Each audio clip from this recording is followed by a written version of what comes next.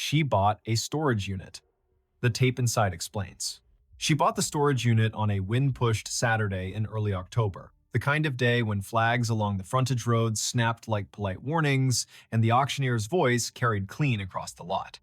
The place was called Milepost Storage, just outside Tulsa, Oklahoma, a long row of corrugated doors facing a strip of prairie that kept trying to become a parking lot. She was not a flipper by trade. She was a librarian who liked old paper and lost letters. Her name was Leora Penn, and she raised her hand on a hunch when the auctioneer said the original renter had defaulted contents as is, cash only. Before we begin, tell me, where are you listening from and what time is it there? The year was 2020, that long elastic year that stretched and snapped and stretched again. Leora had a quiet car with a trunk that clicked shut like a punctuation mark. She had a brother named Finch who texted her thrift store photos like fortunes. She had a mother in assisted living who remembered questions but not answers.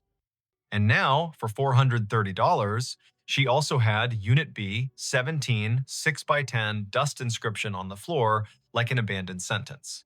The auction staff cut the lock. The door went up with a skipped beat rattle. A smell slid out that was not quite mildew and not quite time. The light, sweet rot of cardboard and old leather.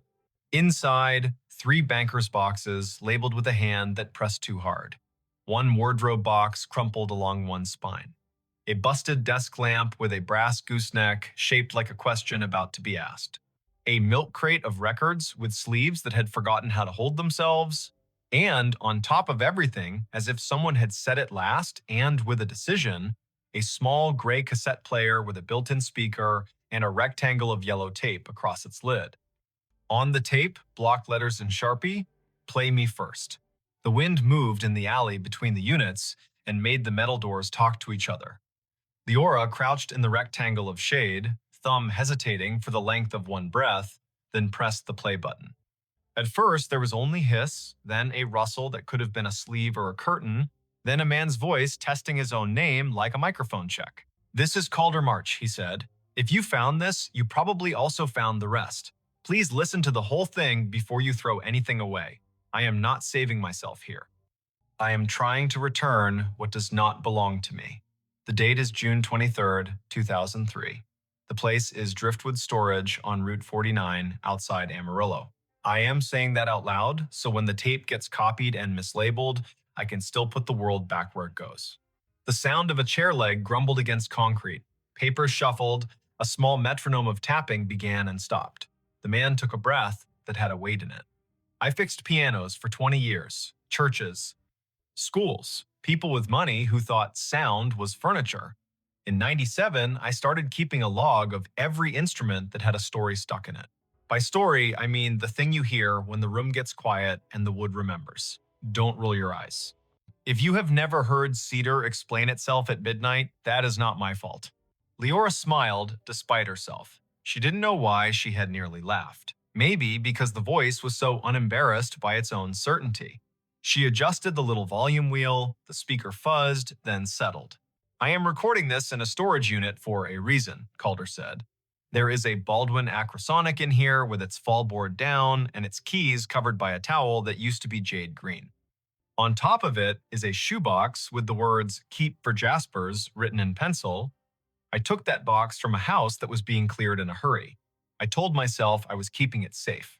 I told myself I'd hand it back when the time was better. That was 8 years ago. The time never got better. It got brighter and louder, and then it got mean, and the box stayed under my bed like a small dog that thinks it has permission. Today, I am putting it where it belongs, which is somewhere a person can choose it or not choose it without me choosing for them." The tape clicked. He continued, "If you are Jaspers, or you loved one, or you know one, please keep what matters and toss the rest. Just know this first. The shoebox contains letters between 2 people who met at night school at Tulsa Community in 1974. Their names were Odell Frost and Evo Jaspers. He was 20 and thought he was already late. She was 24 and tired in a way a person shouldn't be at 24. They wrote like the world was going to let them live wherever they set the words down. The letters stopped just before Christmas, 1976.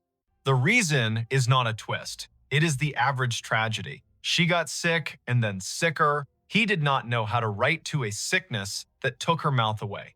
The last letter is his to her. He mailed it 3 days after the funeral. The envelope came back rubber-stamped, forwarding order expired. It sat in a house for 2 decades until I was tuning the family's Kimball, and they told me to set aside anything sentimental for the dumpster. And you see, I have a dumb belief that paper should be read before it is burned. A gust pushed gravel down the row like a handful of beads. Leora paused the tape and looked into her unit, as if the boxes could confirm this story. She set the player on the wardrobe box and lifted the top of the nearest banker's box. Receipts. Polaroids with the color cooled to a vintage sadness. A folded travel map with lines drawn like veins between Amarillo and Tulsa. The milk crate of records gave up a Carole King sleeve, rumors with a coffee ring, a gospel record from a church in Sepulpa. The cassette player droned a faint motor whine as if it were eager to continue. She pressed play. Ivo, Calder said, shifting into the second person, like someone who has been telling a story too long to keep pretending he isn't inside it. If you're listening, I kept something that was not mine because I thought the world would eat it. I am an idiot in exactly that way. I am also your accomplice now if you want me. In the bottom of the box, you'll find a tape that isn't this one. It is labeled December 27th, and you can guess the year. It is her, Odell. The last night, she felt up to getting her voice into a machine. She didn't tell you because she didn't think the machine could hold the shape she wanted to say to your face. I don't think machines can hold shapes either, but sometimes they keep the outline well enough that a person can fill it in. If you would rather not hear it, don't. Burn it and say a kind word and go make a sandwich. If you would, then sit and be ready to forgive yourself after. Whatever you do, don't listen driving. Ask me how I know. Leora's hands moved before her mind did. She slid the wardrobe box aside and hauled the banker's boxes out into the light. The tape ran. Calder cleared his throat once, then offered one last breadcrumb. I am going to leave this unit with rent paid for 6 months. I'm leaving the desk lamp that looks like it belonged to someone who wanted to read long after the room gave up. I am leaving the Baldwin cupboard, which is disrespectful to instruments and necessary for dust. If you are not Ivo or Kin and you opened this and felt a tug, maybe you are the kind of person who opens doors in museums you're not supposed to open. I can't stop you. But if you take the tape, take the box too. Stories get lonely if you split them. All right, that is me done. I'm going to label this Play Me First and lock up. I will drive to a diner where the coffee tastes like someone loved it an hour ago, and I will not look back. Good night. The tape wheezed to a stop and stayed there with its little spools paused, like eyes that had decided to blink and stuck. Leora ejected it. The cassette was the cheap clear kind with gray hubs, a bite taken out of one corner like a mark from a nervous jaw. She set it aside carefully and went to work on the shoebox in the bottom of the second banker's box. There it was, the penciled Keep for Jaspers, in a hand that had tried to write neatly when it wanted to run. The lid resisted at first with that dry hiss cardboard makes when it has sealed to itself. She slid a fingernail under and lifted. On top, letters in a stack, rubber band fossilized to a brittle loop, and then snapped quietly when her thumb found it. Dates in the corners. 1974 in April. 1975 with summer still in the stamp. A ticket stub to a cinema that no longer existed. A brochure for night classes with prices that looked like jokes now.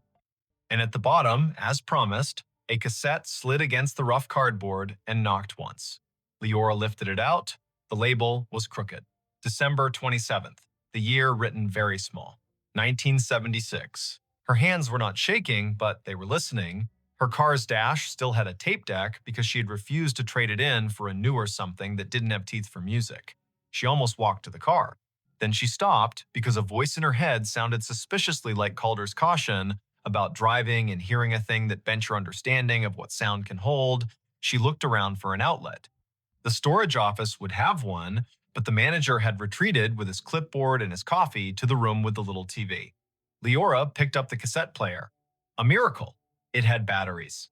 She grinned at an object in 2020 that ran on forgiveness and double A's. She set the old player on her trunk, fed the tape in with a care the machine rewarded by accepting it smoothly, and pressed play. Hiss, the slow wind of old magnetism waking. A distant clink like a glass set on tile. Then a woman's voice that arrived the way snowfall sometimes arrives in a drought, soft first, then unapologetic. Evo Jaspers, she said, you told me never to record because I try to edit my life when there is a red light. I am ignoring you because not everything we decide together should stay decided. It is the 27th. Christmas is done with me. I am done with it. I wore the scarf you bought, even though it makes me look like a librarian from a story where the librarian unbuttons her blouse at the end and chooses a wild life. Stupid scarf, perfect scarf, I loved it. I am sitting at the kitchen table, and I can hear the refrigerator think. You always say refrigerators think too much, and look how the milk tastes of thinking. The voice was not shaky. It had the kind of steadiness that is not bravado, but a gift a person gives to the people listening. Odell breathed in as if drawing a line she wished were longer. I am not going to make it to spring, she said in the tone of someone admitting they are not going to make it to a movie on time. Nothing tragic in my voice, love. I am trying to keep the tragedy in my hands on this table. I want to put them down gently so they do not wake anyone. I am not afraid. That is not bravery. The body is tired, like a clock, that has been asked to keep time for a dance that went one song too long. What I am is greedy. I want more of you. I want to watch you learn how you stand when there is a child at your hip and a skillet on the stove and a song in your head. I want to hear your temper forgive your mouth. I want to finish organizing the Broken Spine novels at the bookstore, even though we both know I only work there to borrow sentences and put them back. But a person doesn't get to want and get in the same breath. Leora leaned against the car and closed her eyes for a count that surprised her with its length. The lot around her had its own noise, the rattle of a chain on a flagpole, a truck lugging in second, a crow that had lost its patience with something on the fence, but the voice made those sounds pat themselves on the head and promised to be quiet. You asked me once what I wanted you to do if I left first, Odell went on. I said remarry and be happy, because that is what you are supposed to say if you do not want to be accused of clutching. I have a different answer now, and I am allowed to revise because I am still here with breath in my pocket. I want you to put a box in a place where a stranger could find it, with instructions that say, take what you need. Not because I think romance belongs in thrift shops, but because the world seems to pass its tenderness along that way. We pay attention to what we do not expect to find. We pick up what someone else set down and we think, oh, I get to decide two lives right now, mine and theirs. It makes us more careful with both. She laughed, that short, violent laugh people make when they almost cry and disagree with their face about it. If you find this after I am gone, congratulations on your snooping.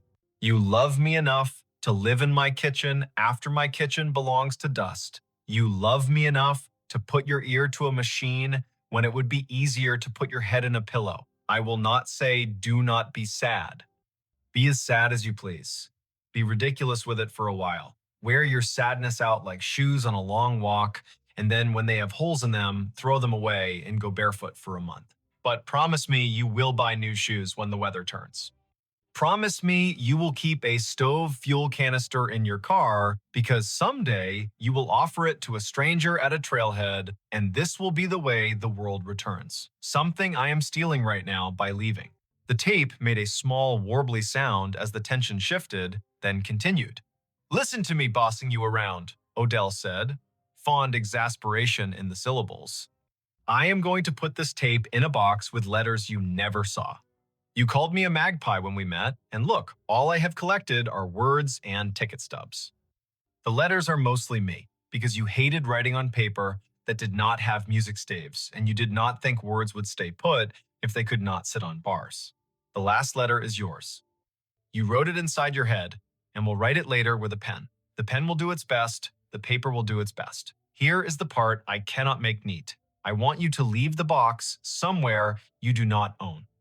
A storage unit, a church basement, the free shelf in the back of the bookshop. Somewhere a person has to choose to look twice. She paused, and the tape sighed with her. The thing you always say about pianos is in my head, she murmured. That They carry the memory of every hand that asked them to be more than wood. I don't know what I am asking you to be.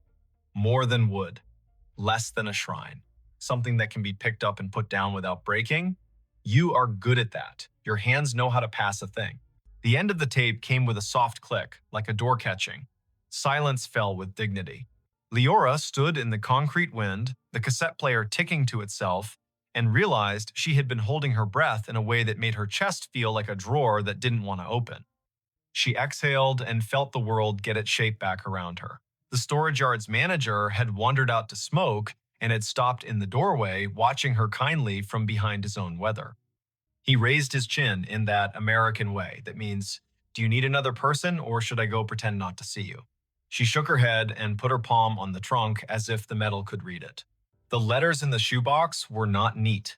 They were fierce. They were church and break room and bus stop and laundromat.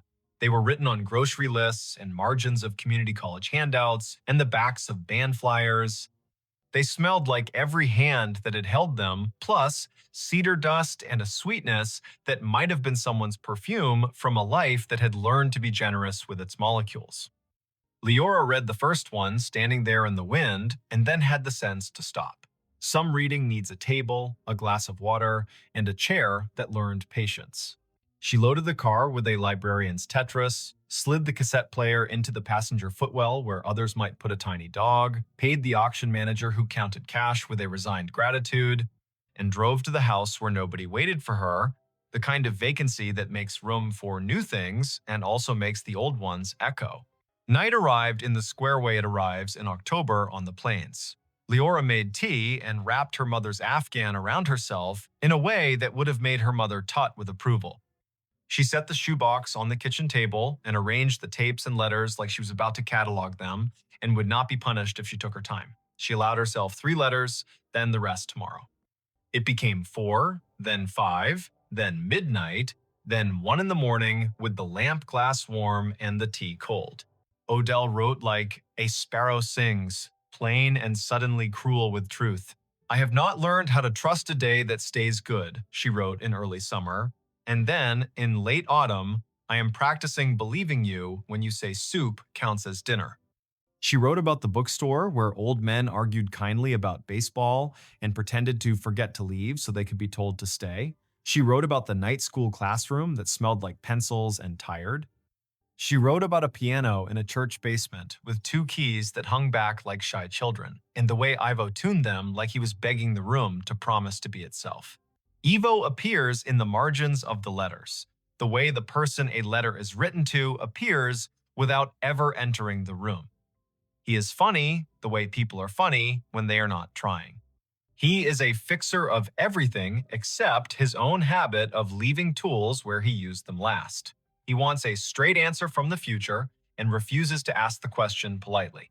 He plays blues in E and refuses to apologize. He brings home oranges when money says no because the taste of an orange is the opposite of a mistake. The last letter was his, and Leora saved it for the last. Don't make it tidy, she told herself, and read it anyway with a kind of fear that felt like jumping into water she already knew was cold. Odell, he wrote, the loop of his J from her surname cutting clean across the top line. Today, the mailbox understood time better than I did. It gave me back the envelope I had paid to send. I am grateful to a thing that has no mouth. I am writing this in the room where you laughed at me for liking a rug with so many flowers it looked like the rug was trying too hard. The rug is trying less hard without you. Everything is. I put your scarf on the back of the chair you always refused to let the cat sleep on, and the cat sat there for an hour, mad as a relative. I do not know how to be a person. Yesterday I did, and I expected to today, and look, I will try again tomorrow, because you made me promise to be stupid with trying. I am putting a shoebox where the world can trip over it. If a stranger finds it, I hope they are the kind who is brave enough to open things that are not theirs and gentle enough to put them back. I hope they write to tell me so I can stop pretending the box is a secret and call it what it is, a return. He had signed only Ivo and then, smaller, forgive me for not getting there in time for the last joke you told that wasn't funny. I would have laughed if you had asked me to, but I am glad you didn't ask me to. Leora slept in the chair with the Afghan around her shoulders and the tape player on the table like a small guardian that had learned to keep watch without being asked. Morning came with a plainness that felt like a blessing. She woke, poured new tea, and wrote on a note card with firm letters that made the pen behave. To anyone named Jaspers connected to Odell Frost. Please call. Then she paused, took a breath, and replaced the word call with write. She did not know why until later, when the answer came folded in an envelope that smelled like someone's drawer. She found Ivo in the only way some people can be found now, by a trail of mentions that led to an obituary that did not brag. He had died in 2011 in a house where the cat had once slept on a chair. The obituary had the names of a sister and her two sons, a line about the instruments he had tuned for churches that might not have known what generosity costs, and a sentence that made Leora grip the paper. Survived also by the music he never got to write and the people who played what he fixed. The sister lived in Ponca City then. A search produced a different address in Bartlesville now. Leora wrote the note card anew and set it under a magnet on her refrigerator to stare back at her while she did dishes and decided if it was her place. 2 days later, she mailed a letter with the caution and audacity of a person who has to cross a room to hand a stranger back their own past. She included a copy of Calder's label in the corner because she wanted to prove that intention can be inherited. She waited. Waiting learned her name and sat down in her kitchen with its patient lamp. In a week and 2 days, an envelope arrived with a stamp that had been placed on at a slight angle, the way a person with a careful hand becomes human at the last second. The return address said Jaspers, and Leora sat down on the rug and read with her back against the pantry door. Dear Miss Penn, it began in a slanted script. My name is Anza Jaspers. I am Ivo's niece. I do not know how you got my address, but if you did it politely, I will thank you instead of yell. My uncle used to say, if you make a thing and put it in the world, you do not get to decide how it travels. I am relieved he is right. I know about Odell because I am named after her. He told my sister and me her story when we turned 12 so we would not confuse romance with rescue, and he told it again when we turned 20 so we would not confuse grief with identity. He had a box. We never saw inside it. He kept it under his bed like a grudging god. When he got sick, he told me there was a man named Calder who once did a kindness and a theft at the same time, and that someday the box might return the slow way. If it came, he wanted me to write back to the person who carried it, so I am writing. Tell me what you have. Tell me what you want me to do. If this is a joke, I will forgive you, because it would not be a funny one. Leora wrote back with copies of the first pages, careful not to let her own hunger make her rude. She offered to drive. Anza wrote back the next day with a time and a pot roast menu, as if there were no other way to do this than to feed someone. The drive to Bartlesville took the length of an album and a half, which is not how a librarian measures time, but this time it was. The clouds lay low and thin like a sheet pulled over a lamp. Leora parked in front of a house with white trim that looked like it had been painted by a person who knows how to steady a brush by leaning against the ladder. The door opened before Leora knocked. A woman in her 40s stood with her hands already out, not for an embrace, but for a receipt that weighed more than the shoebox. Behind her, a man waved from the kitchen. The smell of onions and thyme made everything gentler. Anza was the kind of person whose face tells you 50 stories before her mouth says one. She took the box and set it on the table and did not open it for a full minute. Then she did. Her mouth moved, a little, not because she was trying to speak, but because a person's lips sometimes learn to read when their eyes cannot keep up. They listened to the tape at the table with hands flat on the wood, not because anyone asked them to, but because it felt like a way to offer stillness to Odell's voice. When the part came about being ridiculous with sadness and wearing it out like shoes, Anza laughed the small laugh of a person who recognizes the flavor of the advice. He said that, she murmured. He said it like he was inventing the metaphor in front of us, and I have a tape of the original. The room held that sentence like it was catching something fragile. They ate pot roast with pieces of potato that had learned the taste of everything else in the pan. They drank coffee that was new enough to forgive any conversation. They opened the box and took out letters with their hands, like museum workers without gloves. They spoke names like they were calibrating a piano, tuning each syllable until it answered back. That night, Leora drove home under a sky that pretended to be empty and was not. She left the radio off so the car could hear what the night was doing. She slept and dreamed of a storage unit that kept changing its door color, and every door she opened was a different past returning itself. She woke with the taste of dust in her mouth and did not mind. In the weeks that followed, the box lived a second life in a house that understood how to host it. Anza read a letter a day out loud at the table with the window cracked and the dog asleep under her feet. She wrote Leora small updates. Today I learned how Odell laughed at my uncle's fear of oranges. Today I learned that night school used to smell like chalk and resolve. Today I learned that a person can fit a year inside a paragraph and still find room for the weather.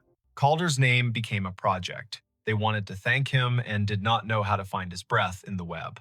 Leora tried phone directories from Amarillo with her librarian stubbornness. She found 3 Calder marches that were not him and one who had moved 2 years prior with no forwarding address. She found a piano tuner's business listing with a disconnected number. She turned to a stack of clippings and found, in a small column with a blurry photo, a mention of a memorial for a Calder M in a church that had bad lighting and kind carpet. The date was 2007. The photo showed a pair of hands holding a felt strip and a tuning hammer. The caption did not brag. A life, it suggested, that had done work and left the room better. Anza wrote a letter anyway. She wrote it as if it were going to be read out loud to a person who could not afford to be bothered unless the bother was beautiful. She mailed it to the church. She mailed one to the storage facility in Amarillo in case anyone there had inherited the story. She put one in a book at the free library on her block, tucked into a copy of a novel nobody seems to want when they need it and everybody wants when they have room. She addressed one to no one, put no stamp on it, and tucked it in the shoebox under the letters. In December, Snow performed its first attempt, failed, and tried again with a more persuasive voice. Leora went to visit her mother, who held her hand, and asked her what year it was, with a tone that admitted timelines are slippery now. Leora said it aloud, 2020, and then, when her mother smiled at the neatness of the numbers, Leora added, "It is also Tuesday afternoon and you like soup." Her mother nodded, satisfied by specifics. Leora read to her from one of Odell's letters. Her mother, who had always loved women who refused not to be clever, laughed once and said, "Tell her to write more." "I'll tell her," Leora said, and did not correct the tense. On the last day of the year, a small package arrived on Leora's porch in weather that could not decide whether to rain. It was wrapped in brown paper with string, old-fashioned on purpose and not by necessity. The return address was a music shop in Amarillo that smelled when she opened the door of rosin and hope. Inside the box, a cassette labeled in a different hand. It said simply, Driftwood. Then, a date in 2003. A note was tucked in. "You do not know me," it read. "I run the counter at the place where Calder used to buy strings cheap and swear under his breath that the new strings had no patience. We found this in a drawer where the receipts go to forget their names. He left it here the week the storage unit auctioned off his things. He told me to hold it for a person who would ask nicely. No one did. Maybe you are that person." She put the tape into the player with a care that made the table hear it. The hiss began like a tide. Calder's voice arrived. Older or tired, she couldn't tell. He spoke as if he had skipped the first parts he usually said because he felt he owed a different kind of sentence. If this is Leora, or Anza, or someone else kind who made room for a box to travel, listen. I wanted to write a clever instruction for how to put things back. I do not have one. The closest I have is this. When you find a story mid-sentence, do not add your name to the end like a signature. Put your name small in the margin as a witness. Then hand the page to the person whose life it is and let them choose their own pen. He laughed softly, like a man who had decided to stop scolding himself and was enjoying the quiet. The Baldwin in Unit B17 has a hairline crack in the bridge that will not keep it from speaking if someone loves it anyway. Pianos are like that. People are like that. You will think you have to fix the crack to deserve the music. You do not. You will think the crack is the point. It is not. The point is that the thing still says what it came to say. The tape ended without drama. Leora sat in her kitchen with the shoebox open and the lights soft and the winter outside, pretending it would not ask for more heat. She took out Odell's last tape and listened again, not to study, but to keep a promise to let a voice use the room. She held the letters that had traveled across years, and storage fees and dust and a man's guilt. She smiled down a hallway of time toward a piano she would never see. In February, Anza sent a photo. It was the Baldwin, its towel folded and placed properly, its fallboard up, a vase of eucalyptus on the far end because some leaves talk quieter and longer than flowers. The caption said, "It holds tune better than it should." Anto would have called that grace. The next photo was a child's hand, Anza's daughter, pressing middle C like a doorbell. The next, a dog asleep under the bench. Spring learned its way up from the soil. Leora took the empty cardboard from her unit to the paper recycling, and the man there told her his mother had kept a box of napkins with love notes on them that the family found when the house had to forget them. People put thoughts anywhere, he said, and laughed a little as if proud of humanity's mess. She kept the cassette player. She kept the first tape that said, "Play me first," and the second that said December 27th because some objects become addresses. She kept a copy of one letter that had a sentence she recited on days when the library had more books than hands and more requests than hours. The sentence was Odell's, and it said, "I do not write to be wise. I write to leave a door open in case someone needed that exact door today." On a June morning, with thunder stacked like books no one had time to read, Leora pulled into milepost storage for the last time. She slid her unit door up, empty, except for the desk lamp that curved its brass neck, and asked if she was sure. She plugged it in and turned it on, and the light made a small pool on the concrete like a confession. She left it on for a minute because objects appreciate ceremony even when they pretend not to. Then she turned it off, marked the unit clean on the clipboard with a pen attached by a chain, and dropped the key into a mouth that had swallowed thousands before. On the drive home, she passed a church sign that had not changed its advice since she was small. Be kind. Everyone is fighting a hard battle. She would have rolled her eyes at 12. She nodded at 40. At a stoplight, a man held a cardboard square with letters that tried to be neat. "Need help," it said, and then smaller. "Not a bad man, just a broke one." She handed him the rest of her change and a bottle of water she had known would be asked of her eventually. His thank you had the shape of a person accustomed to sudden doors.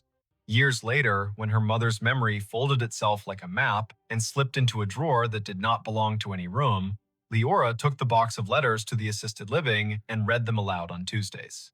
Not all of them. Some are private and stayed private. Enough that a circle of women who had once been harsher with themselves than they deserved sat a little easier in their chairs and made the kinds of noises women make when a sentence lands where the body keeps its truest things. One afternoon, a woman who seldom spoke said softly, "Put a box in a place where a stranger could find it," and then laughed like a girl about to run. If you are listening to this story, there is probably a door near you. A cupboard, a glove compartment, a drawer that has learned patience by becoming cluttered. Somewhere in your town, there is a shelf where someone has left what they could not keep, and someone else will take what they did not know they needed.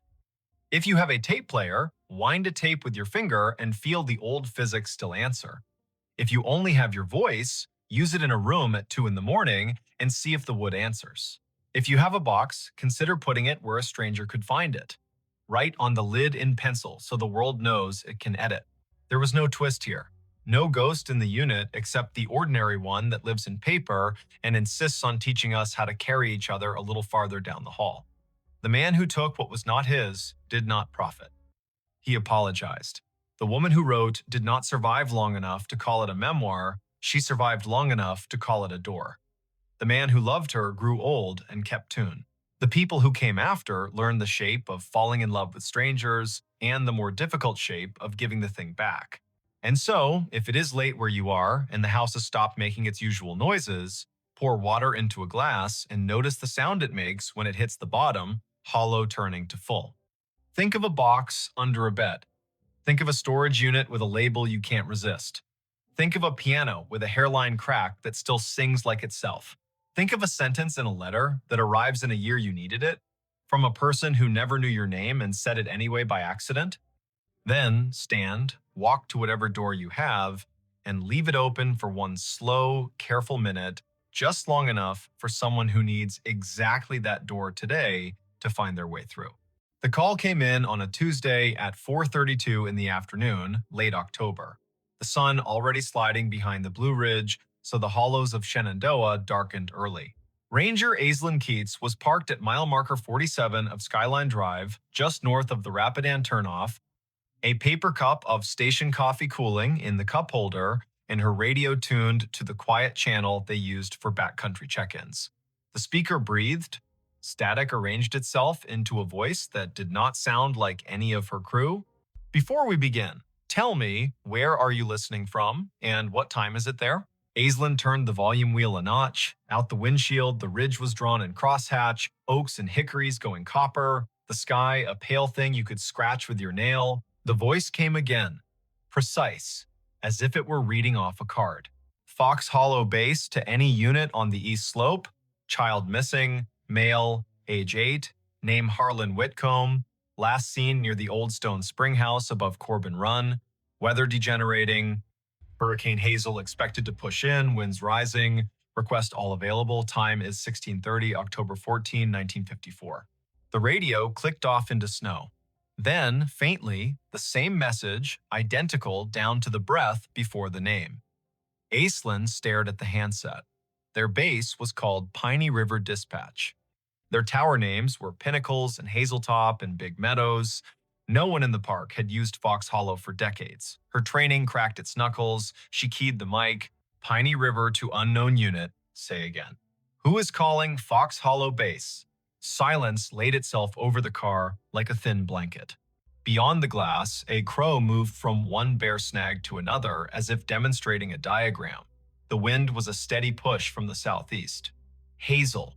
The word gave the hairs on Aislinn's arms ideas.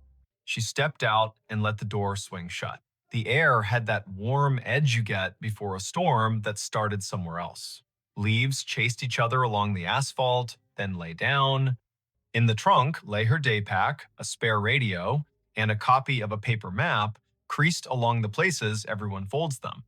She slung the pack, checked battery levels, turned the spare to scan. The main radio kept its sulk.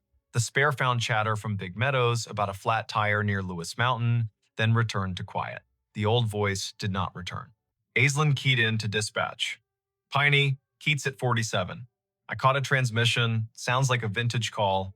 Reference to Fox Hollow, child missing near Corbin Run, date October 14, 1954. Could someone check the archive on that, see if we have a historical incident report? The dispatcher was a steady woman named Karen, who did not make noises she did not need. Copy, Aislinn. Stand by. Aislinn leaned on the hood and looked east, where the hills tumbled like knuckles, all green and copper and shadow. She had worked Shenandoah 5 seasons. She knew the way the ridges spoke when you asked them right. She also knew radios lie sometimes, bouncing off ducts of temperature and skipping across layers of ionized air like stones. She had heard voices from fire towers that had been torn down before she was born, and a farmer yelling to his brother on a frequency no longer assigned to anyone. She had never heard a date pinned to a hurricane whose name lived in the county's memory like a scar. Karen came back. We have a typewritten Keats, Incident 1954-H, filed at Piney River. Hurricane Hazel, multiple rock slides, a missing person in the Corbin area, that name you gave. It is a cold file. It does not say recovered. I repeat, not recovered. No remains located. Not closed. Aislinn pressed the radio to her shoulder until the plastic complained. Copy. Can you send scans to my phone? I'm heading down to the Corbin Run access. If anyone else is close enough to meet, let them know. There was a pause, a little breath that was not static. Karen's voice softened a shade, the way people do when the past finds a way to ask for your time. Sending now. Watch your footing. The trails are a mess of marbles with the leaves down. Want Dupre from Hazeltop on standby. Affirmative. Aislinn slung the pack across her back and looked once more at the ridgeline. A truck from Fleet rumbled past, the driver lifting 2 fingers off the wheel in that rural benediction. Clouds had started as a rumor and were now themselves. The Corbin Run access was a gravel pull-off hidden beneath tulip poplars that had learned to whisper. Aislinn eased the truck in sideways and cut the engine. She took the trail with her boots, making small promises to each rock. The stream voiced itself down the hollow knit of last week's rain and this afternoon's melt of a single stubborn snowpatch in a shadow under a ledge. The map told the story of the lower springhouse, a square of stones where water had been convinced to behave. Above it, a ledge with a scatter of quartz chips, the leftovers of older hands doing older work. Aislinn kept an ear on her radio and the other on the creek. She caught the place where a trail forgets itself and becomes deer. She found the old springhouse, its stones asking to be counted. She touched the edge of the low wall with the kind of gentleness reserved for quilts and engines. She did not say the boy's name. The afternoon pulled its shoulders in. The radio breathed again. Same cadence, same careful voice. Fox Hollow base to any unit on the east slope. Child missing. Harlan Whitcomb. Last seen near Stone Spring House above Corbin Run. Weather degenerating. Request all available. Time is 16:30. October 14, 1954. Aislinn shivered in the warm air. Her eyes went to the spring house and its square of shadow. She moved the beam of her headlamp across the stones, not because she expected to see anything, but because light can sometimes rewrite a sentence the land is trying to say. The beam found a length of rust, half buried in the moss, along the back of the foundation, thin as a butter knife, with a clip and a circle at one end. She crouched. A whistle. Army surplus, by the look of it. She teased it free, the moss unwilling to let it go. The metal had pitted and softened into a river-colored thing. She wiped it once against her sleeve, then regretted the act. Her radio clicked and made a sound she had not heard in years, a squelch from another era. Karen came back on. Keats. Dupre is on the way from Hazeltop Tower, 20 minutes if the drive is kind. Archives show the boy was last seen by his father near the spring house, yes. The father left him to fetch his jacket from the car. Weather shifted, heavy gust pushed through, child gone when he returned. Tracks lost near the ledge above the run. 2 days of cruise, then Hazel brought the flood and they stood them down. The file has letters from the mother, 2 years after, asking if anyone found anything she could hold. Answer stamped no. Aislinn looked at the whistle in her hand, then at the spring that fed the run. The water wore a sheen of leaves thin enough to count. She keyed the mic. Found a whistle near the spring house. Will bag it.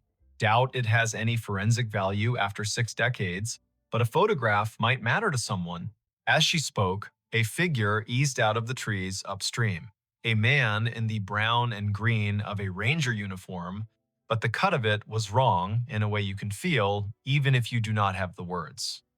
The shirt had pockets like ideas, the hat sat stiff as a rule book, he carried a strap radio that looked like a lunch pail with an antenna. He exhaled, then stopped when he saw her. "Ma'am," he said.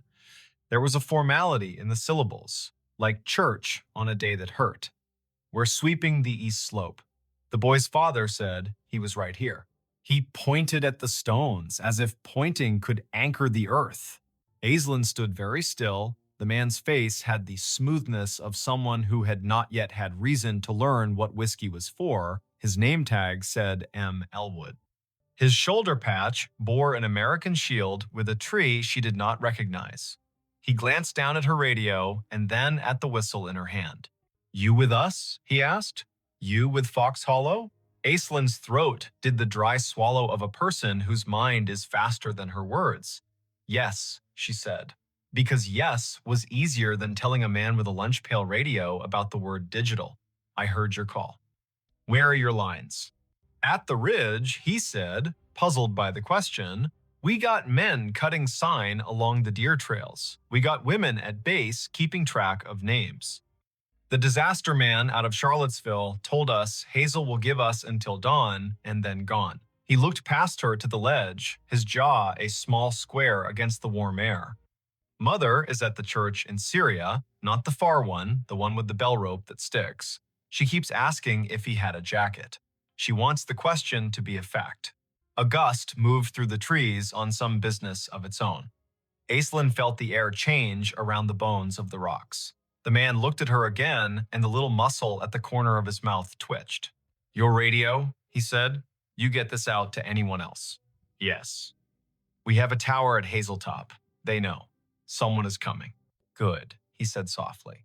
Then he put 2 fingers to his brow, an old salute done halfway because distance is difficult to respect when the ground is asking for more of you. He stepped past her, boots exact on the damp leaves, and moved toward the ledge, listening with his face. He put a hand out as if to feel a draft. His outline lightened as if the warm air had decided he belonged to it. The forest made the sound of a coat hem brushed along a pew. He was gone. Aislinn stood, her hands empty now that the whistle had weight inside a bag. She did not call after him because naming a thing makes it pick a room and leave all the others. She climbed the slope above the spring house, careful, testing each foot. The ground showed her where it had let go before. The soil had slumped sometime between 1954 and now a scar that trees had tried to stitch. She scoped along the edge and thought about the father leaving for a jacket, a boy with a whistle and a spring that talks even when wind tells it not to. Dupre's SUV nosed into the pull-off as the last of the light left, and the storm made its speech. Jericho Dupre had shoulders like a doorframe and a way of stepping onto ground as if asking permission. He carried 2 headlamps and a calm that turned wind into a task rather than a threat.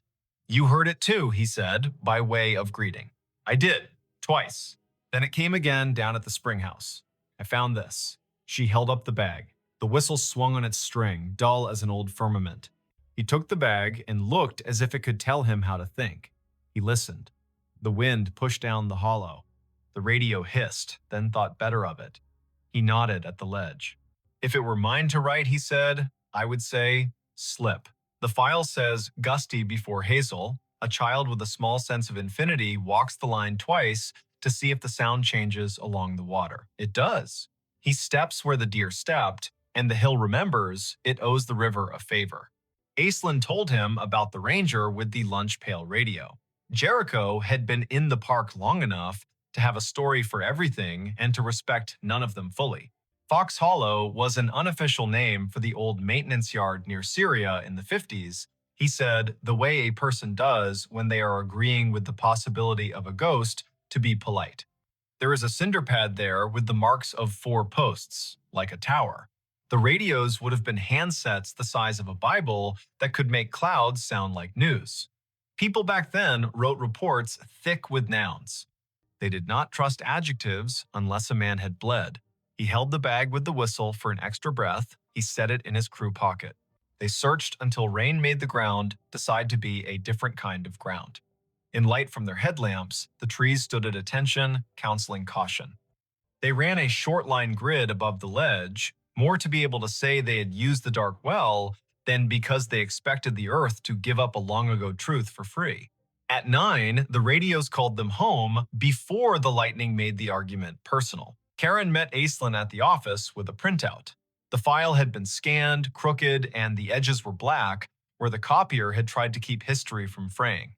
The incident commander's name was printed in a firm hand, M. Elwood. A note in the margin had been added later in pencil. Mother moved to Luray in 67, father deceased, no closure letter sent. The pencil note was signed with a small initial A and a dot.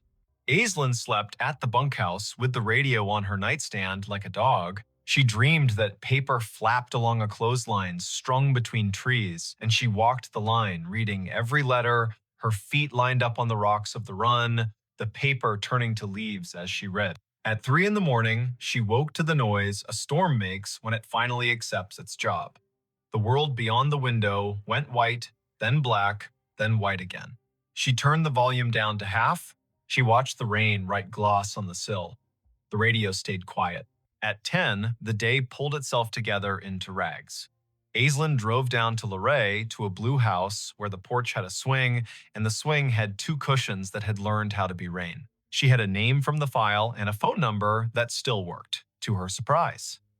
A woman in her 80s opened the door with the careful welcome reserved for officials who might be good news or could be kind even if they were not. "I am Aislinn Keats," she said, ranger with Shenandoah. "I am here because a storm pulled a thread and we saw where it ran." The woman corrected her posture and straightened the collar of her cardigan as if a story would take her picture. "My name is Tilda Whitcomb," she said. "We did not know how to leave him there, so we stayed. I have a loaf of banana bread that forgot the raisins on purpose if you are the kind of visitor who does not mind crumbs." Aislinn sat at a round table so clean it looked like a rule. The banana bread was honest, the tea was strong. Tilda put her hand on the tablecloth and kept it there as if the cloth would be steadier if it knew she was not going anywhere. She said the name Harlan like a stake you drive into ground so the tent knows where to stand. "He whistled 3 notes," Tilda said. "The tune the train plays when it comes into Luray, because his father used to take him to the crossing and they would wave at the men who stand like saints. 3 notes and then he would laugh because he was practiced at laughing. The wind took the notes and did not give them back. My husband ran to the car and the sky changed. They told him on the radio he had until morning. You can live your whole life in a sentence like that." Aislinn put the bagged whistle on the table. The string looped like a sleeping thing. Tilda did not reach for it. She looked at it as one looks at an old photograph that has learned how to move. "I did not get a letter," she said, and smiled small to prove she was not accusing. "I understand how papers behave. I was a clerk before my hands forgot to love the carbon paper. I suppose I wrote a letter in my head every day for 2 years. Then I stopped asking out loud. You cannot keep asking the same question without turning into a different person." The whistle sat, silent, older than most of the kitchen. Tilda looked out the window and the window looked back. A red cardinal landed on the feeder and told everyone, rudely, that it had arrived. Tilda laughed at the bird, and the laugh made her look like a photograph of herself. Aislinn asked about the ranger named Elwood. Tilda's eyes softened. "Martin Elwood went to our church," she said. "He was the kind of man who knocked on the door with his hat in both hands. He brought us a bag of oranges at Christmas and apologized as if the oranges had failed to be children. He wrote the report because that is what he could do, and he built a cinder block box for the tower that was not a tower, and then he got quiet like men do when they find out the world can keep a thing from them and they still have to go to work." Back in the truck, Aislinn let the radio hum. Big Meadows asked Pinnacles to send a set of cones to mile marker 62. A bear stared down a minivan with an intensity that made the parents breathe like swimmers. Life had resumed its insistence. She turned the truck toward the old maintenance yard near Syria, the one Jericho half remembered as a place with 4 posts and a name more rumor than rule. There was a cinder pad there for sure, now half invaded by chickweed and ambition. Someone had collected beer cans along the edge and arranged them by brand into a timeline. Aislinn walked the perimeter and crouched at a corner where the concrete had spalled enough to show a rebar smile. She brushed the dirt aside with one hand. A penny lay there. The year was 1954. She laughed, because a park and a story will sometimes give you too many symbols and you have to choose which to be corny about. The wind rose toward evening. The radio stayed in this decade, obedient and dull. Aislinn drove the ridge road, watching the color slide toward Bruce. Back at the office, Karen handed her a thin envelope with a stamped return address that made Aislinn's scalp feel like it had learned something. It was from an amateur radio club in Harrisonburg, a man who had heard the show Aislinn, sometimes called During Slow Nights, the one where listeners told stories of radios hearing the wrong things on purpose. "We pick up oddities when the weather steeps the air," the man had written. "Old distress calls, ham tests bounced off airplane wings, bombers from the 40s practicing. Once, a train dispatch from 1960 rolled through on a rain so thick you could chew it. There are names for this, and none of them explain it. The way I think of it is this: time breathes shallow near storms. If a voice was loud enough once and the same air returns, you might hear a ghost that is not a ghost. Not dead, not alive, just not finished talking. That night, Aislinn drove down to Corbin Run one last time with a single job. She stood by the spring house and held the whistle. She did not put it to her lips because it belonged to a mouth that had done its work. She set it on the stone in the square of water smell and said a sentence Tilda had given her permission to say. Harlan, your mother sits with a red bird and forgives the form and the weather. We leave you where you are, not lost now. We know the place that held you. We will name it, even if the stone refuses to. Thunder argued with a ridge to the west. Aislinn picked up the whistle, tucked it back into the bag, and snapped the bag shut the way you close a letter you cannot ignore any longer. Her radio breathed and then found words. Fox Hollow Base to any unit on the east slope. Search secured. Weather has moved us. We will resume when it lets us. Families headed to shelter. If anyone finds a whistle, mark the spot. End of report, October 14, 1954. Aislinn lifted the handset to her mouth and did not speak. The silence she chose felt like respect, not fear. She held the radio until the voice faded into the music of rain. Then she climbed the hill back to the truck. The park wrote its own ending. Winter stripped the ridge to bones. Spring came with its first honest green. In May, a blowdown above Corbin Run sent a sycamore through the soil like a spoon and revealed a ledger of stones that had not seen light since Eisenhower. A student volunteer named Leda, working off a citation from a noisy night, found 2 marbles wedged into the roots where the ground had been a child's pocket. One was blue as the ridge on a clear day. One was green as a first leaf. They were bagged, labeled, cataloged. The ranger who filled out the form wrote found near the old stone spring house, Corbin Run, coordinates to follow. The park historian wrote a small note and signed it with a letter that looked like an A and a dot. Aislinn drove to Luray with the marbles and the whistle and a copy of the incident report with Martin Elwood's name on it. Tilda put her hand flat on the table again. She looked at the marbles and did not touch them. She touched the paper instead, the ink, the line that said, "Weather degenerating." She said Harlan's name until it stopped feeling like an apology. She picked up the whistle, finally, and put it to her ear as if listening to metal were a normal thing, and perhaps it is. Some evenings after that, if you drove Skyline Drive near mile marker 47 and rolled your window down, you could feel a warm breath slide into your car even when the air was sound and cool. It was not spooky, it was geology and a mistake and a memory. At the spring house, a ranger tied a ribbon to a low limb that matched the color of the marbles, bright enough to be seen and quiet enough to be ignored by anyone who did not need a reason to pause. The ribbon got replaced each year by whoever remembered.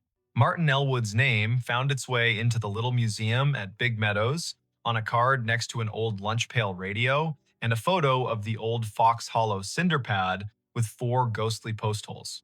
Next to it, a thin slice of paper, a carbon copy of a letter whose original had been lost. The letter said, "Dear Mrs. Whitcomb, we are sorry we did not find your boy to bring him home. We did not stop looking until weather and hope told us to stop. He was last seen by the spring house that feeds Corbin Run. If you come to the park, a ranger will show you the stones." The letter was signed in a hand that did not know how to be neat and still be sincere. M. Elwood. Every now and then, on the radio, in the kind of weather that puts a lid on the hollows and makes the ridgelight a ghost, Aislinn would hear a wash of sound that reminded her of a man with a careful voice calling to his crew. She never keyed the mic until it faded. She let the air finish its sentence. She would step out of the truck and breathe the warm breath held in the cut. She would look toward the run that kept talking to the river under the leaves. She would say what she had learned to say when a story meets a place and refuses to end, just because the people in it have "thank you quietly" to the air. Then she would drive on, a little slower than before, as if a child were walking along the edge of her attention and she had decided to step back from the edge too. If you are listening from a place where the weather is steady, imagine a ridge crouched under a storm and a voice from a year you have to say out loud, not with numbers, but with breath. 1954. Hazel. Fox Hollow. A boy with a train's 3 notes in his mouth. A ranger with a lunch pail radio who pressed his fingers to his brow as if holding in his head all the ways a hill can keep a thing. Imagine the way a whistle feels in an old hand. Imagine the way a mother sits at a table and forgives a paper for being paper. Imagine the square of stones where water has no choice but to tell you where it is going. Then, tonight, when your own house makes its old noises and your clocks tame the hour into a number, let 1 minute expand for a voice that is not finished. Listen the whole time. Let the warm air pass across your face and do not name it. When it is done, say thank you and mean it. Then go to sleep. The hills will keep watch. The radios will behave until they do not, and even then, what they bring may be kinder than you fear. The 911 call that kept connecting after the funeral. They buried the phone with him because his mother asked them to. It had been his tool and his diary, the way people keep their whole lives in their pocket now. And in the week between the collision and the service, she said quietly at the kitchen table that she wanted him to have it. The funeral was on a brisk Thursday in late March in a small town along the Skagit River in Washington state, the kind of day that smells like thawed earth and rain on cedar. 2 days later, at 2:18 in the morning, the county's emergency line lit up with his number and the call connected as cleanly as if he were standing outside the dispatch center with a brand new signal. Before we begin, tell me, where are you listening from and what time is it there? Keely March was the dispatcher on the board that night. 36. A decade of night shifts wrapped around her bones like a habit she didn't try to quit. She knew the sound of every ringtone the county used, and 3 it no longer trusted. She had trained herself to keep breath even if a voice said there is a gun, or the faraway way people say, I think I'm dying. She kept a knitted cardigan on the back of her chair and 2 photos on the shelf above the console. Her mother standing in front of Diablo Lake with her hair trying to fly away, and a Polaroid of a skinny boy with a chipped front tooth and a smile that looked like a dare. The boy was her younger brother, Finn, 28 in the photo, forever 28 by the time the town paper ran his name above the fold. The collision had been a week before spring turned a corner. Late at a 4-way stop out by the county line, an empty log truck rolling too fast through a fog that made taillights smear into red ribbons. Finn drove a dented Civic with a cracked dashboard and an air freshener shaped like a salmon that had long since given up its scent. He worked night stocking feed at the co-op and mornings on his old guitar, composing pieces called things like Wet Pavement and The First Chanterelle. When the deputy knocked on Keely's door just after dawn that Friday, the word sister felt like a ladder that someone had kicked away. They buried him with the phone on a Tuesday afternoon because the ground needed a day after the last hard freeze. Keely held the thing in her palm before they closed the lid. Old, black, the screen spidered, and the case pocked with drops of white paint from the time they redid the kitchen. She turned it face down, as if giving it privacy inside that last small room, and she did not cry in that second. She saved the crying for the night in her car outside the Safeway lot when the radio played a song he used to send her links to, saying, "Listen to the way the kick drum makes the air behave." So when the board flashed with his number at 2:18 in the morning, when the screen read Finn March Mobile, when the console showed the tower on the hill by bird's view, grabbing his call like a father grabs a child's hand crossing a street, there was a half second where Keely didn't breathe at all. Then she did exactly what training says. She pressed the line open, put her voice in the place it knows, and said calmly, 911, what is your emergency? Silence, which is not always empty. The air bedded itself in her ear. She heard distance, a kind of wet rush the river makes when it is thinking about snowmelt. Under that, a click like someone setting a mug on tile. Her eyes went to the automatic location information and found nothing helpful. The software threw up a circle that could have been half the county. The handset beeped as if someone on the other end had put a thumb over the microphone and removed it. Then a sound arrived that she did not mistake, a short, soft, breathy laugh. The exact one a brother makes when he cannot help but find something funny, even in a room where the air belongs to grief. Keely's free hand had already found the little rosary of buttons around enter that she wore down with steady use.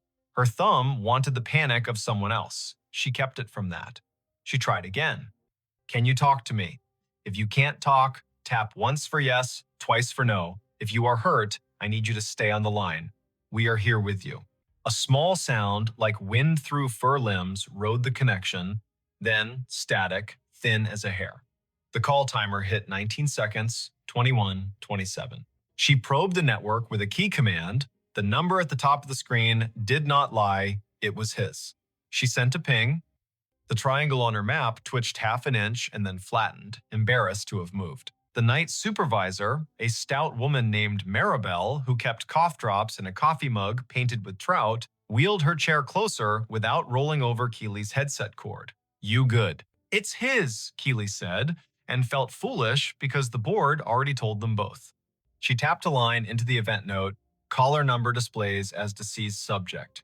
Open line, faint audio, possible misdeal from unknown handset, possible pocket dial from transferred number. Because the systems need this kind of vocabulary, even when the body wants to type a prayer. The line stayed. The river sound rose and fell with the patience of a thing that had been working since the first melt in these hills. Twice the click. At 42 seconds, a voice so faint that her headphones might have invented it if she hadn't known the exact way it shaped vowels. A whisper before the word, the way he did when he wanted to speak quietly but his breath didn't know the trick yet. Key, he said. Then static erased whatever came next. She did what you do. You keep the line alive and you start the search without pretending you can command the search's heart. She thumbed a hot button that rang the on-call deputy cruising past Lyman. She opened the text box to the Fire District volunteers and wrote a plain message. Open line 911 from cell belonging to Finn March. Please stage at South Skagit Highway and mile marker 12. Listen for any audible cues. She sent it. She kept her voice in that pocket where calm is a bridge other people can cross. If you can hear me, Finn, give me anything, tap, breath, song, whatever you want. I'm here. I've got you. At 1 minute and 9 seconds, the line disconnected itself with the flat little goodbye that handsets make when they are tired of holding grief. MrBall squeezed Keely's shoulder. Not hard, just where the muscle under the blade flinches when you ask it to admit it's a muscle. Phones glitch, she said. The way you say a thing because you care about the person you are saying it to, not because the sentence is enough. It might be a number that got reassigned too fast. Or a voicemail we don't understand, or the system hiccuping. Eat your granola bar, drink your water. Keely nodded. She typed. She called the carrier and reached a support tech whose voice was young and far away and trying very hard to be the right kind of helpful. He put her on hold while he consulted screens and a script. He came back with words that felt like pebbles. The phone was deactivated the day after the funeral. The SIM wasn't live. The number was in a 30-day limbo before being returned to the pool. No activity on the account, no pings, no nothings. He suggested, gently, that older consoles misreport. She thanked him with the flat politeness you give a person who has done their job thoroughly and still left you in the same room. At 3:31, the line lit again. Same number, same tower, same ring that used to show up when he called from outside the co-op in the rain. She connected. This time, the wind sound was larger, the way a body learns to be a room for weather. She said his name. She said her name, because sometimes that helps even with the living. The whisper arrived again, under a breath that made her think of the cold. Key, he said. Key. What key? Love. Tell me where you are. She could hear MrBall pinging the deputy, already turning him around toward the bridge at Minkler. She messaged the volunteer fire chief, a man named Boone, with a mustache that looked like the map of a meandering creek, and he replied with a thumbs up and the single word rolling because that is how nights with radios and riverbanks work. The whisper came a third time. Key, box. Then the line shook itself off like a dog and was gone. At dawn, she drove home the long way because the short way had too many pieces of memory stuck to it. She slept hard for 90 minutes and woke with the imprint of her headset still on her left ear. She showered and went to her mother's, sat at the table with the fruit bowl and the envelope full of sympathy cards that needed more than thanks in reply. She kept the thing she needed to say in her teeth while her mother talked about potato salad and what to do with the clothes in his room. Then she let it out. Simple. His number called, last night, twice. I answered. Her mother's hand did that small pat-pat that says, I hear the pain, but I do not believe the sentence. It's grief, she whispered. It changes the way machines sound. Keely nodded, because there was nothing else to do with that sentence but nod back and put it in a pocket for later. That night, Keely traded shifts so she could be back on at midnight, the board under her hands like a piano that belonged to the county. At 2:16, she said quietly to the room with no one in it but her, don't. And at 2:18, the line lit anyway. The event timer clicked into its 1 to 2 rhythm. She opened the call. The whisper came faster. Key, box, tread. She wrote the words down in block letters out of a reflex that felt like morality. She pushed her chair back an inch. Tread, she said, like stairs, like a step. A new sound crept in around the edge of the river. A hollow drum, regular, light. Keely closed her eyes. She knew that sound. Years of middle-of-the-night responses to houses with basements and water where it didn't belong. Sump pump, she said out loud, not to the caller, not to the room, just to the fact of sound. She typed, sump, pump, hum. Then another word arrived under the hum, not from the line, but from inside her own head, wearing the voice of the skinny boy in the Polaroid. Take the old key from the coffee can, sis, the one with the brass coin stuck to it. Box under the stair, third tread up, like we did when the lights went out in storms. She stood before she meant to. Maribel watched her, didn't stop her. Keely put the call on a hold that wasn't a hold and told Boone to swing a truck by her mother's house. She called her mother from the desk that sees everything. Don't be afraid, she said. I'm sending the volunteers to check the basement. Just wait for them. Don't go down alone. Her mother didn't ask why, which is one thing grief teaches. People you love get to make requests without explanation for a while. Boone's rig rolled up with its lights quiet. The volunteers went headfirst into that smell. Every Northwest basement owns bleach and wet and the memory of potatoes stored during years when the family didn't trust the store. Keely stayed on the line with the open nothing, her voice splinted into calm by a profession that forbids hysteria. The pump clicked. The whisper breathed once more and said a word she wasn't ready for. Sorry. Then, softly, don't be mad. Boone's voice arrived on the radio like a chair scraping back. Found it, he said, under the third tread. You want me to read you the note, or you want me to bring it to you? Read, she said, because whatever was going to happen to her lungs if she waited wasn't worth the poetry of paper in hand.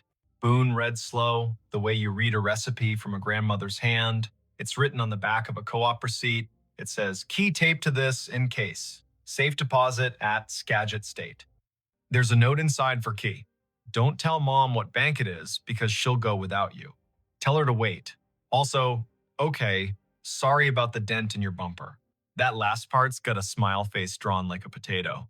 Something in Keely that had been standing on one leg for a week put its foot down. She let out a laugh that wasn't a laugh and wasn't anything else her mother would have recognized over the old landline if she'd been listening. She wrote the words down because the act made them legally alive. The line in her ear hissed a little, as if pleased. Then it went quiet. Morning brought a restless sun and the sort of legal tasks people think the dead should have trained us for. She drove her mother to the bank with the safe deposit vault and the ancient pen on a chain. She presented the letter that the funeral director had told her to keep in her purse. They signed a paper. They went into the room with the little booths. The banker slid the box out and put it down like a ceremony. Inside was a small green notebook with his handwriting, which had always leaned like a boy sitting cross-legged on a sidewalk. For Keely, it said on the first page. Next to it, a business envelope with her mother's name. There was a key on a ring shaped like a mountain that belonged to the old Subaru they used to share, and a folded paper that turned out to be a draft of a song he would never record because the bridge wouldn't come no matter how he tricked it. There was also a receipt for a storage unit in town that she'd asked him about once, and he'd shrugged and said tools while his eyes looked at a point behind her shoulder. He had written her a letter that began with 2 jokes whose laughter had expired, and then got to the part that made her lever open a whole new drawer in herself. I know you'll be the one who makes sense of this stuff if anything happens, he wrote. I know I'm not supposed to say if anything happens like I can see it, but I think about it when I'm out by mile 12 in fog and the log trucks don't think they need me to exist. He told her where to find things and how to say certain facts to their mother in a sequence that would hurt less. He wrote a sentence that came from the middle of his lungs. Don't carry what isn't yours. He signed his name so fast, the last letter looked like a dog's tail. She held the little book while her mother read her envelope. Her mother's face did a new thing, an arrangement Keely hadn't known it could do. She realized, not for the first time, that grief makes a gallery of your expressions, and you have to decide which ones are worth hanging. That night, Keely took herself off the schedule, even though the county hates it when you do that with no notice. She made tea the way their grandmother did, steeped until the spoon stood up if you let it. She sat at the kitchen table with Finn's notebook and a pencil for the words she needed to lay next to his. She wrote the dates like you have to say them out loud, late March, 2021, because numbers felt like bad company. She made a list because doing is a language the body trusts. At 2:18, the phone on the wall rang, the old landline they had kept for storms because cell service sulks here when the rain gets personal. She lifted it with the same hand she used to place IVs when she thought she'd be a nurse. She said hello the way you say hello into a hotel room when you think someone might be in the shower, polite and ready to apologize. Open line, said the part of her that had trained for too long to rest, but it wasn't the emergency board. It was her mother's cousin from Bellingham, voice carrying prayer under its vowels. Keely felt the absurd laugh again and let it go this time. Not tonight, she thought to the air where a river sometimes lived. The calls went quiet for 3 nights after that. She dreamed the sump pump clonked in a steady heartbeat and that the water rose anyway, inching up the metal pole of the washer like it had a plan. She woke with her mouth dry and her eyes open, the way a serviceable person wakes when she has decided she will not let the day surprise her anymore. On the 4th night, the board lit at 1:10, not 2:18. Same number, same tower, same little pang like someone pulling 3 hairs from the back of her neck in the exact way a brother does when he wants you to feel a thing without associating the pain with him. She answered, now less afraid of the fact and more afraid of the day when the board would decide to stop being strange. This time, it wasn't the river. This time, a sound like tires on aggregate eased into her ear. She heard a blinker make an unnecessary music. She heard a rumble her body recognized as the mile-long freight that climbs the grade toward concrete and can be heard everywhere when clouds lay a lid over the valley. She said his name. The whisper didn't come. Instead, a voice she didn't know. Exhausted in that way dispatchers measure, with a ruler, not with pity. Ma'am, the voice said, are you the lady on the other end of this number? This thing called me and it went straight to your board. Keely did a fast thing with her hands that told the recorder to make a second copy. She said her name and her role. The man explained in the way tired men always do, with extra details they do not know are extra. He was a rail worker out past Birdsview, night shift, walking the line with a vest and a can of paint, and a patience that came from a man who had watched 3 friends leave town for no good reason. A phone lying by the ballast lit up bright white as a trout belly and slid a call to 911 before he could decide how to feel. He picked it up because of course he did. He saw the screen read Finn March because whoever the system was had a sense of humor. Where exactly are you, sir? She asked. And he told her the truth, the way only people at 2 in the morning tell you truths. Mile marker 11, point something, run outside of the line, by the old alder that looks like a witch if you give her a hat. She sent Boone with 2 men and headlamps and the desire to leave without needing to talk to anyone. They found the phone in a seam of gravel, half covered by ash from last summer's burn. No SIM, no battery, a thing not alive, and still somehow doing the work a thing does when asked correctly. The railman said he had watched a marten cross the tracks with the authority of a bishop, and that the phone had lit at his feet with no reason. Boone brought it back in an evidence bag, as if that would matter to anyone who keeps a room of labeled bags. Keely set the dead phone on the console like a votive. She stared at it 4 minutes and 40 seconds, and then turned it face down the way she had in the chapel with the roses and the smell of lilies that always go too far. She spoke into the radio to tell the volunteers to go home. She put a note in the event record that read in plain human, "Found object belonging to decedent, recovered at tracks near mile 11, turned over to family." The calls didn't stop. They thinned. They arrived on days when the river wore fog like a borrowed coat. They brought her directions she did not always want. It called once when she and her mother were at the storage unit with the overhead door that rolled like a prayer. Box on the right, said the whisper after the open line, and the pump hum and the small laugh had passed. Not the one with Christmas lights, other right. The box held the watch their grandfather had worn in the war, and 2 rolls of quarters, and the letter that finished a fight their mother had been carrying with a girl from high school for 30 years, without admitting it was heavy. It called once more on an evening in late July, the kind of hot, rare to that valley, when heat lies down like a dog everywhere and pants. She was off duty for once, drinking water in long draws with a slice of lime she did not deserve. The board would be in someone else's ear. Still, she felt it. The old wall phone rang, she lifted it. Nothing. Then the faintest corridor of sound, the way a tin can telephone sounds when the string is too long. She stood very still in her kitchen, in a house that still carries their father's shadow even after 2 decades, and she listened. No river, no pump. Someone whistled 3 notes she hadn't heard since they were kids on a porch with a bowl of cherries and sticky hands. The notes meant, "Come in, it's time." Then the line went as tenderly empty as it had ever been. People ask her sometimes when they find out what happens on the night board, whether she believes in ghosts. She says no in the way a person says no to a question that tries to make a movie out of a documentary. She believes in the way the valley holds sound and the way water teaches machines new tricks. She believes in the habits of grief, which include calling you at unreasonable hours and asking you to find objects on shelves you didn't label. She believes in the way certain names carry weight in certain counties and in the way good men hide keys in obvious places because they want the right person to find them without feeling tricked. If you listen for a moral here, you will miss the point and the point will not be angry. It will go on being a point without you. Keely goes to work, she works. She keeps the cardigan on her chair and the photos on the shelf.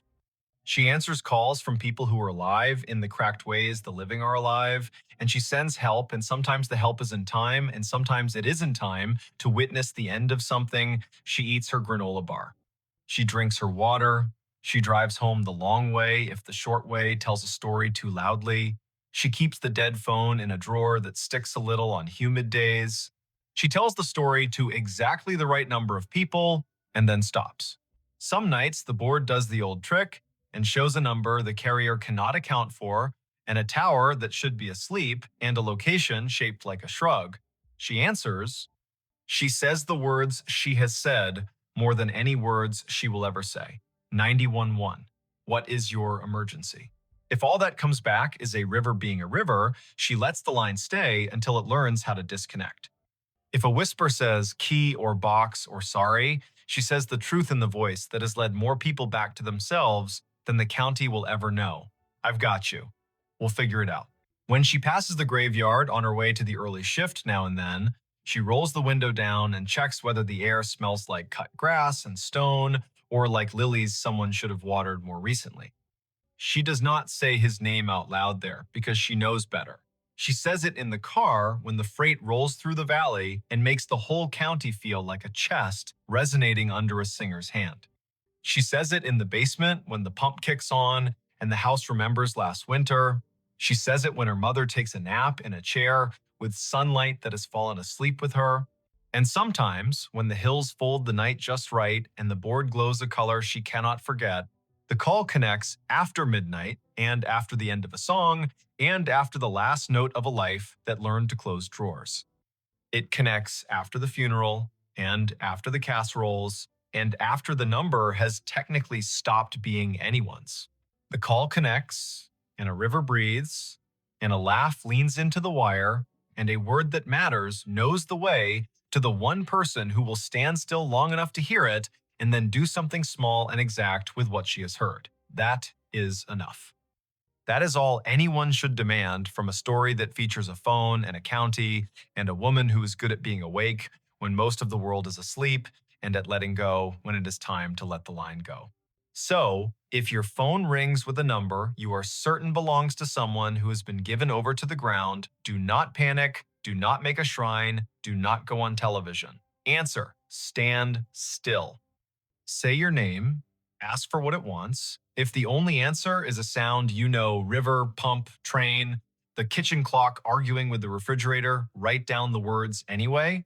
They will lead you to a key you were meant to find, a box you were meant to open, a third tread meant to lift.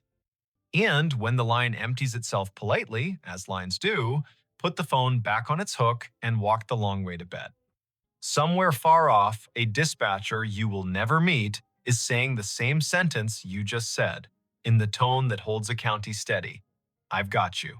We will figure it out. Then, a light goes dark. The river keeps the beat, the valley sleeps, and doesn't, and goes on.